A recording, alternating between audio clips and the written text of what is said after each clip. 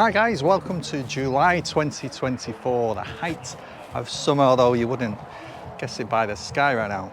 So I've come to another festival and I'm down south again for the third month running, and I've come to Dorset actually, to a tiny village called Tolpuddle.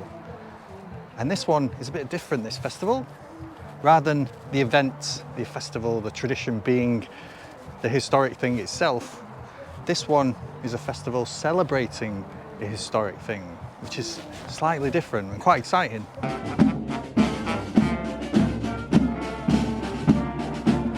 So this is the Tolpuddle Martyrs Festival, a festival which celebrates and commemorates a group of young trade unionists back in the 1830s, at a time when trade unionism was frowned upon, almost virtually illegal. And in this case, they were arrested and transported for an incredibly harsh punishment, which caused uproar around the country, all just for wanting better working conditions. And immediately I know what you're thinking, I've just lost half the audience there. Talk about trade unionism, who cares? Boring.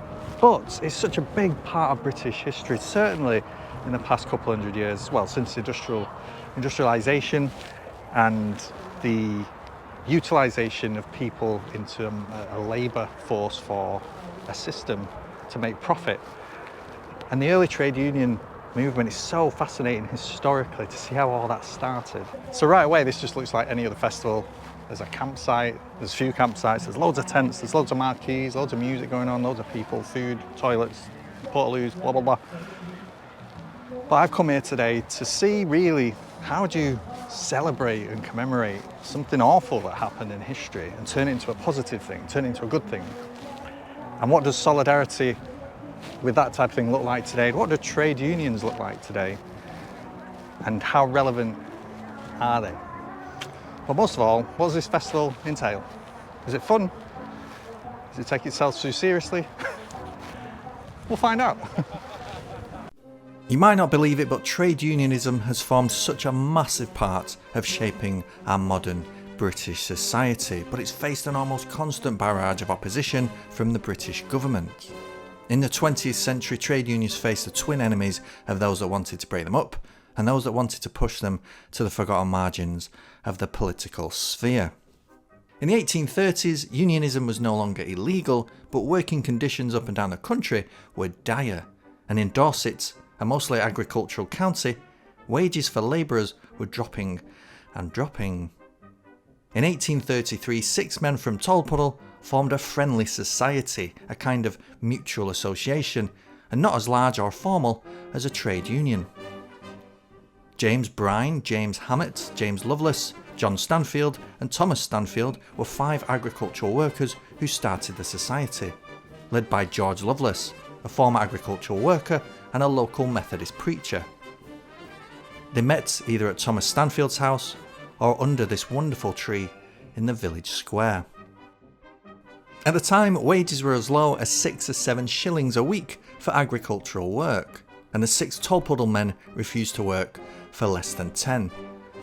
This of course angered the local magistrate and landowner, and the 6 were arrested under an obscure law aimed at preventing secret oaths.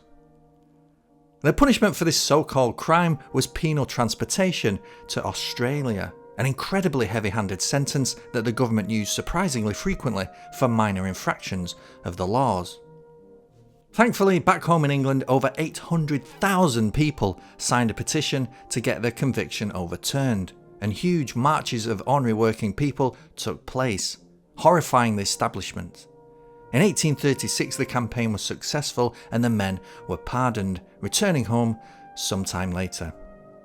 The legacy of the Tolpuddle affair was huge. It proved that the government was vulnerable when people came together for a just cause. Not only that, but with events like the Peterloo Massacre still fresh in the memory, it showed that the working class struggle was one that could be won. Today, it's still a story that inspires the British trade union movement, and this festival is a huge celebration of that. The martyrs have been commemorated nearly every year in some form since the late 1800s, but the festival really has its roots in the 1930s, when wreaths were laid and people began to rally.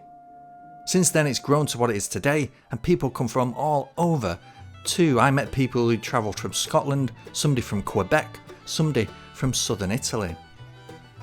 The festival is relatively small, but a lot of people pack in here. Political talks by keynote speakers happen throughout the day, on the stage or in the marquees. Outside there are food trucks and stalls, while inside there are more stalls, music, food, beer, and more importantly, conversations. And like every other festival I've been to, this is just a coming together of people who have a lot in common and want to have fun. And yes, there's a lot of what you'd expect from a left-wing gathering like this. Specific groups advocating for specific causes, general peace groups, representative groups, and ordinary working people enjoying being amongst other ordinary working people and standing together arm in arm. Now, no matter what you think of the politics, this is a very British festival, complete with satirical music, laughter, and lots of flags. Tell you what, automatically, I've just seen some brass bands arriving, so today's going to be a good day. It's alright guys, don't worry. The 3-day festival peaks for the Sunday parade through the village, led by my favourite, brass bands, and a lovely bit of singing.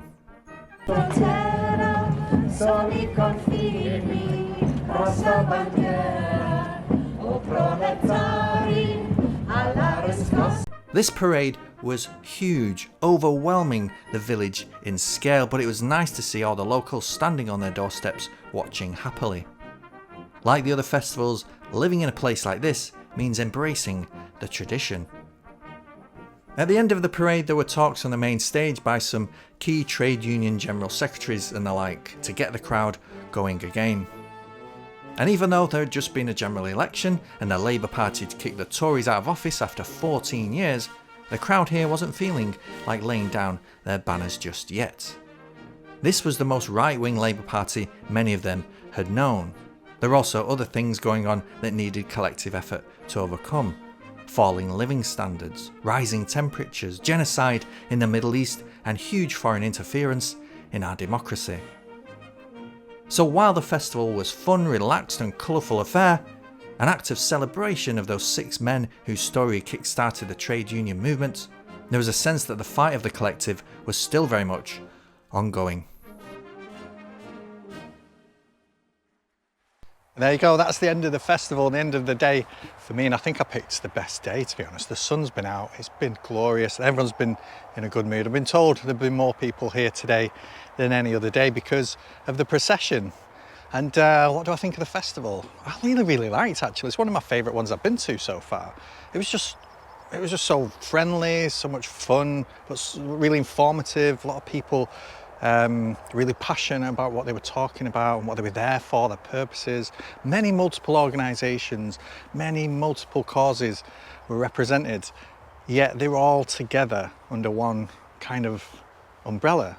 And the thing that brought them here was those 6 guys in the 1830s who were martyrs, who led the way, spearheaded, blazed the trail for workers' rights.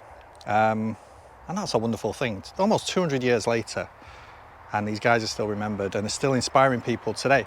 So yeah, history, festival, people, good food, some famous faces, and yeah, all around good event, and the sun's out, so it's all good. Anyway, thanks for watching this video, and I highly recommend coming to this next year if you can. But anyway, I will catch you next month, wherever I end up. Bye.